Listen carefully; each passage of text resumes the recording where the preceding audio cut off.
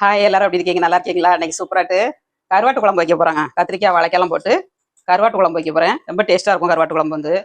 யாருக்கெல்லாம் கருவாட்டு குழம்பு பிடிக்கும்னு கமெண்ட்ஸ் பண்ணுங்க. சாலை கருவாட்டு போட்டு வைக்க போறாங்க. வாழைக்காய் போட்டு கத்திரிக்காய் போட்டு வைக்க போறேன். நாட்டுக்கோழி முட்டை போட்டு ஊர்ல இருந்து கொண்டு வந்திருந்தேன். நாட்டுக்கோழி முட்டை வீட்டில் உள்ளது, அம்மா தந்து விட்டாங்க. அப்புறமா சாலை மீன் கருவாடுங்க. மீனை வந்து கழுவி வச்சிருக்கேன். புளி ஊற போட்டிருக்கேன். தேங்காய் துருவல் துருவி வச்சிருக்கேன். வெங்காயம் தக்காளி எல்லாமே எடுத்து வச்சிருக்கேன். கருவாட்டு குழம்பு எப்படி பட்டதுன்னு பார்க்கலாம். வேக போட்டுக்கலாம். ஃபஸ்ட்டு குழம்பு வந்து நல்லா கொதிக்கிங்க. தக்க தக்க தக்க தக்கன்னு கொதிக்கி கருவாட்டு குழம்பு. இதில் முட்டையை உரிச்சு போடணும். இப்போ குழம்புல வந்து தாளிச்சு ஆட் பண்ணிடலாம். இப்போ முட்டையை குழம்புல போட்டுக்கலாம்.